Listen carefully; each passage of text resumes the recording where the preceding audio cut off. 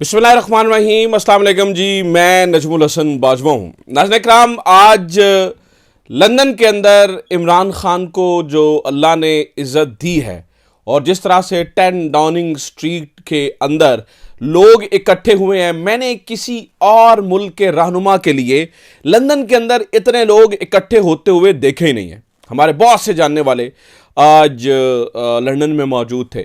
मैं बजाता खुद मैनचेस्टर में था। अगर मैं यहाँ पे एक ज़रूरी काम के सिलसिले में था ना होता तो शायद मैं भी आज 10 डाउनिंग स्ट्रीट में जाता और वहाँ से आपको लाइव मनाजर दिखाता। लेकिन बहरहाल जो वहाँ से पता चला है, जो मनाजर सामने आए हैं, वो यकीनी तौर पर हैरान कुन है।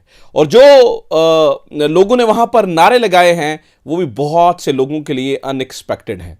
मैं सिर्फ जिस चीज़ को एंजॉय कर रहा हूँ वो ये है कि यही लंदन है, यही लंदन की सड़कें हैं। काजी फायज ईसा साहब चलते हैं तो उन्हें रास्ते में गुजरने वाले लोग मुंह पर गालियां देते हैं। वह है ना, वो तोइज़्ज़ु मन तशा व तुज़िल्लु मन तशा। अल्लाह ताला जिसे चाहता है इज्जत देता है, जिसे चाहता है जिल्लत देता है।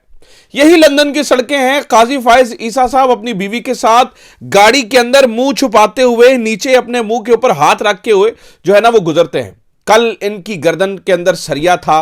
कल ये अपने आप को नाखुदा समझते थे, अल्लाह ताला माफ करे। कल ये समझते थे कि हम ही यहाँ के जो है वो फैसला साज हैं। आज इसी लंदन की सड़कों के ऊपर मुंह छुपाते हुए गुजर रहे हैं। मुझे नहीं लगता कि अब अकेले इस तरह से निकलने की काजी फायज ईसा को इसी लंदन की सड़कों के ऊपर जरूरत होगी। और यही लंदन की सड़कें हैं कि जिस शख्स के नाम को खत्म करने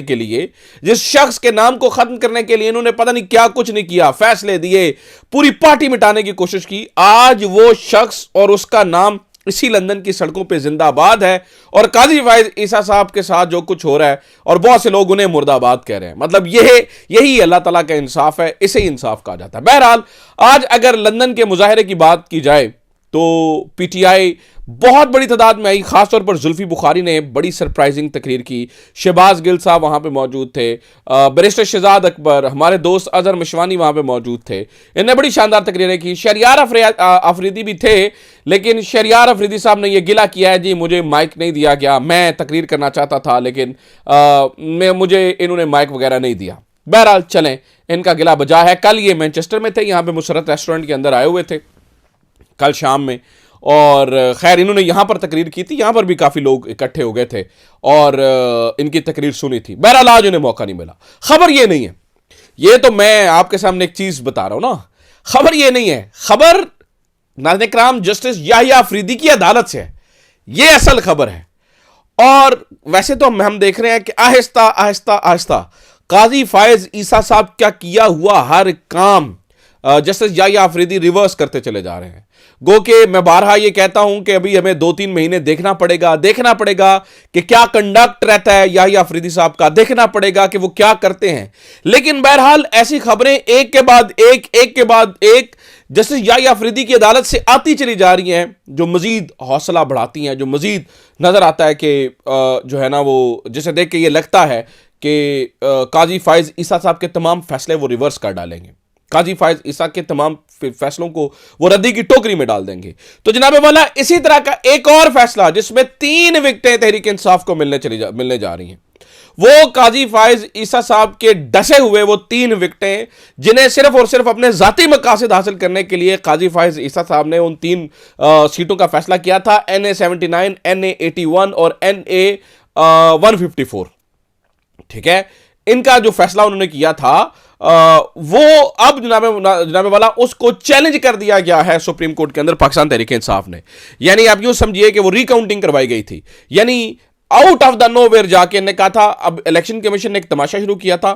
वो तमाशा ये था कि रिकाउंटिंग के जरिए जिन लोगों को जिताया जाए, वो इस तरह से किया जाता था कि जिस हल्के के अंदर कोई भी गड़बड़ करनी है, उस हल्के के अंदर क्या करें, उस हल्के के अंदर रिकाउंटिंग खुलवाए, उसके अंदर दूसरी पार्टी के वोट रिजेक्ट करवाएं, अपनी पार्टी के वोट डलवाएं और उसको जितवा दिया जाता था एक वक्त में। तो ये भी प्लान ज़ेर गौर था कि काजी फायज ईसा साहब के इसी असूल के मुताबिक, इसी असूल को पूरा करते हुए 20 सीटें पूरी कर ली जाएं और काजी फायज ईसा साहब 20 सीटें निकाल दें। ठीक है, काजी फायज ईसा ने क्या कुछ नहीं किया। जब मखसूस नशिस्तों से काम नहीं आया तो इन्होंने, ये 3 शानदार MNAs थे पीटीआई के, शानदार MNAs थे। 2/3 पूरी करनी थी, तो काजी फायज ईसा साहब ने अपना कंधा दिया रिकाउंटिंग के लिए। और इस रिकाउंटिंग में वो बेचारे बिलाल साहब और NA79 वाले और कांजू साहब कईयों को नवाज दिया, कईयों को रगड़े लगवा दिया। तो अब ये 3 सीटें दोबारा पता पहले मखसूस नशिस्तें, फिर ये, और फिर एंड पे इन्होंने वो जो 61-3 वाला फैसला करके गए हैं, 63-1 वाला, ठीक है, जो सॉरी कॉन्स्टिट्यूशन आर्टिकल जो 63A का जो फैसला करके गए हैं, वो एंड पे इन्होंने किया, हर तरह से कोशिश पूरी की। तो जो तहरीक इंसाफ की छीनी हुई सीटें थी, उन छीनी हुई सीटों के ऊपर तहरीक इंसाफ ने नाज़रीन किराम दरखास्त दायर कर दी है, और उस दरखास्त के ऊपर हम ये देख रहे हैं कि उसके ऊपर जो है ना वो फैसला हो सकता है। और मैं आपको एक मजे की बात बताऊं, ये गवाही तो अब याहिया अफरीदी साहब ने देखना है कि उन्होंने क्या करना है।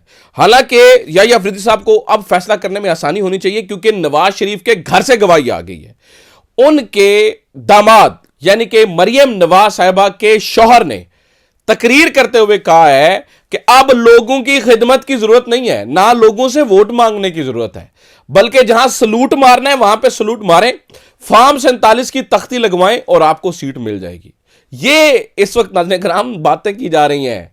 काजी फायज ईसा साहब ने ये इन चीज़ों के ऊपर आंखें मूंद रखी थी, लेकिन याहिया अफरीदी साहब मुझे नहीं लगता इन चीज़ों पे आंखें मूंदेंगे, खासतौर पे जब से उन्होंने खदीजा शाह साहिबा को अपने साथ बिठाया है। और खदीजा शाह साहिबा को साथ में बिठाकर उन्होंने वो जो जस्टिस आलिया नीलम साहिबा और खदीजा शाह साहिबा के साथ बैठकर वो जो जेल के रिफॉर्म्स के ऊपर बात की है, इसने हिला के रख दिया इन लोगों को। और इसीलिए अब जो रो रहे हैं, चीख रहे हैं, पिट रहे हैं, इसकी वजह यह है।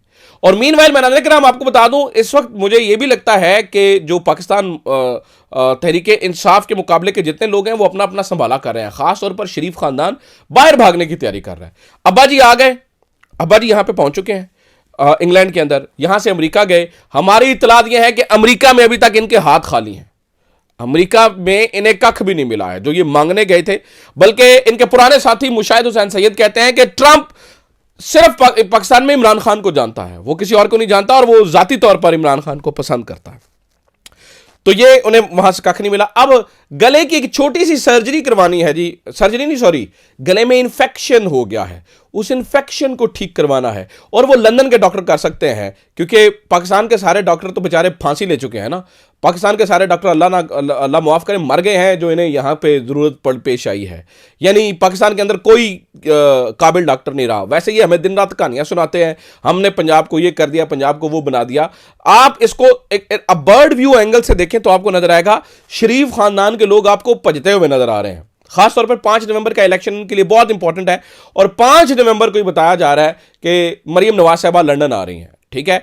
तो वो लंदन जहां पर मियां नवाज शरीफ साहब जलीलो खार हो रहे हैं, वो लंदन जहां पर काजी फायज ईसा साहब जलीलो खार हो रहे हैं, वो लंदन जहां पर मोहतरमा मरियम नवाज साहिबा जलीलो ख्वार होने के लिए आ रही हैं, आज उस लंदन ने जो इज्जत दिया इमरान खान को, ये याद रखी जाएगी। जितनी बड़ी तादाद के अंदर आवाम निकली, ये याद रखी जाएगी, और जितनी सारी चीज़ें आज हुई, ये याद रखी जाएंगी। तो ये नाज़रीन किराम इस वक्त की सूरत हाल बनती चली जा रही है। याहिया अफरीदी साहब के पास एक सुनहरी मौका है चौका मारने के लिए।